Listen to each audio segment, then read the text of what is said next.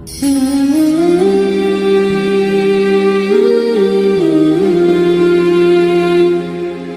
kasih Ustazah.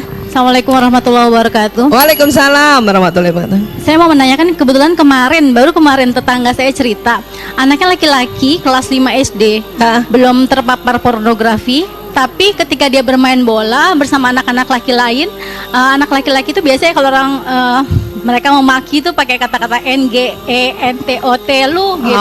Sering ngomong kayak gitu ya Ustazah. Terus pada suatu ketika ada perbincangan di antara para anak laki-laki itu tentang bagaimana bikin anak. Mereka bilang, oh ya pertama pacaran terus nikah, habis nikah N itu loh ini bilang. Lalu dia bertanya lah pada ibunya, Bun, emang kalau orang habis nikah terus N itu ngapain sih Bun? Nah, bagaimana sebagai ibu dia bisa ideal menjawabnya sesuai dengan usia anaknya, sementara memang anak itu memang belum sama sekali terpapar pornografi. Dan bagaimana nih Ustazah, kalau untuk kita nih ibu-ibu yang memang anaknya belum kenal sama sekali masalah itu, sampai sejauh mana sex education itu bisa kita berikan pada anak-anak? Umur berapa tadi? Kelas 5 SD Ustazah. Oh iya. Terima kasih. Assalamualaikum. Bun, sering nggak merasa susah nih kalau ditanya, Bunda, aku gimana bikin manusia, bikin anak kan? Bun, nggak usah siapapun. Pasti kalau anak kita sendiri yang tanya kayak gitu, awalnya pasti kita kaget. Ya, siapa yang sudah pernah ditanya begitu? Ada? Udah pernah ditanya, Bu? Udah. Ibu jawabnya apa? Senyum aja. Bagus itu, udah tenang. Bun, gini, sepakat dulu. Boleh nggak sepakat nih? Ya. Kalau ada pertanyaan anak kita, apalagi usianya masih SD, dia bertanya tentang masalah seksualitas, terutama masalah kok bisa ada bayi di dalam rahim perempuan, gimana caranya? Itu kunci pertama, tenang dulu. Ada cerita nih, ada anak tanya, Bun, aku asalnya dari mana? Wah, dia panik, aduh mati saya. Bilang sama ayahnya, ayah coba, Bunda aja. Oh, akhirnya bundanya ceritalah tuh tadi, kamu berasal dari buah cinta ayah dan bundamu nak. Ya, cerita panjang lebar. Itu anak gak puas. Bun, aku asalnya dari mana? Sebab temanku dari Padang.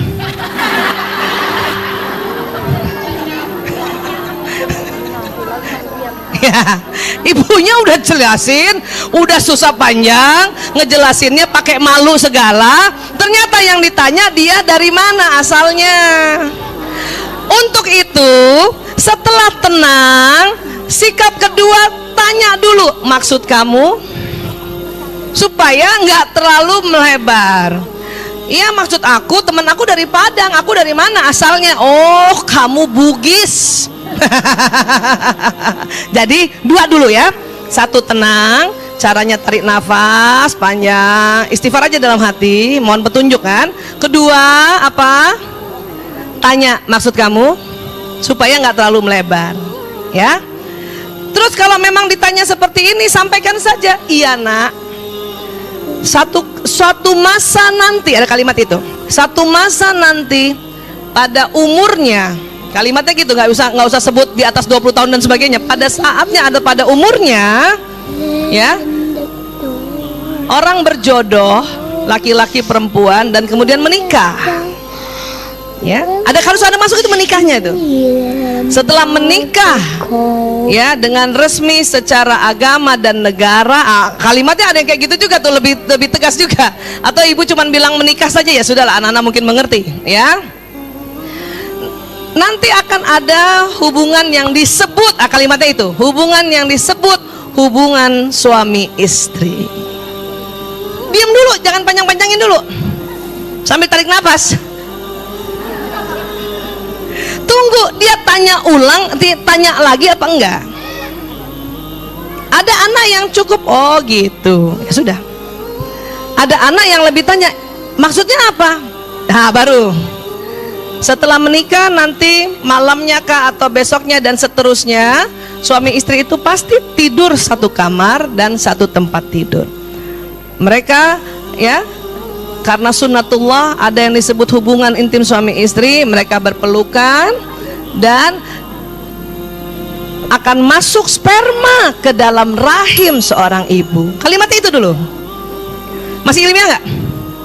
Sperma itu dari ayah nak, ya, masuk rahim seorang ibu atau perempuan.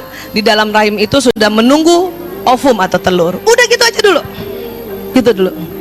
Bu, secara fitrah kita ada ilmu itu di kepala. Ada. Buktinya apa? Zaman dulu nggak ada ilmu-ilmu kayak gini, nggak diajarin apa juga, menikah jadi juga. Jadi secara fitrah sudah ada di kepala memang. Allah kasih. Di mana? Nih di bagian depan. Di prefrontal. Tentang bagaimana berkembang biak. Sudah ada. Jangankan manusia, binatang aja Allah kasih bagaimana cara berkembang biak. Dia nggak perlu pakai ikut seminar, dia tahu bagaimana berkembang biak.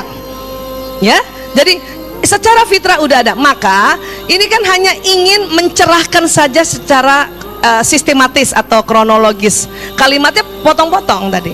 Nah kalimatnya tidak usah langsung penis masuk vagina, nggak usah gitu.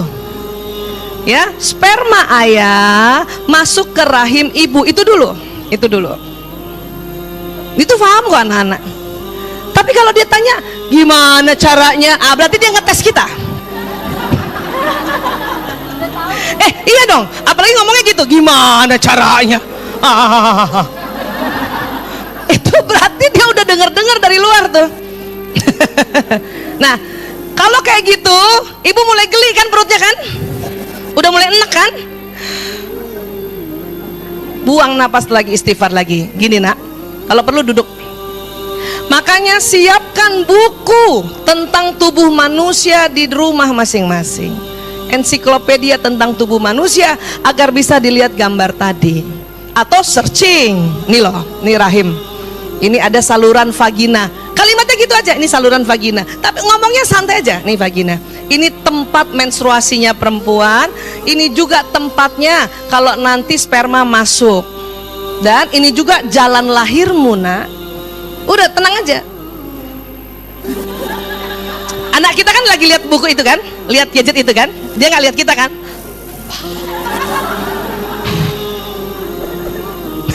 Buat tenangin kita. Karena ini kadang-kadang yang bikin kacau kalimatnya. Ya, salah kalau kita ngomong juga ini vagina.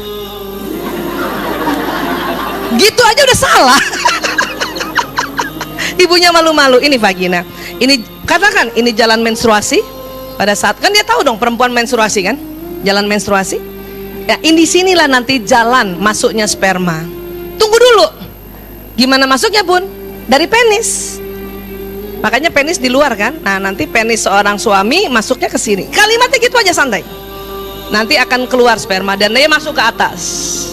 Ketemu telur. Jadi insya Allah.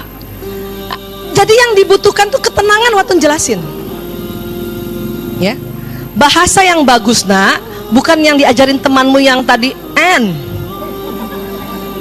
Jadi apa bun? Ini bahasa universal. Penetrasi. Apa bun? Penetrasi. Penetrasi itu adalah sperma disemprotkan ke dalam rahim. Ya, itu tadi.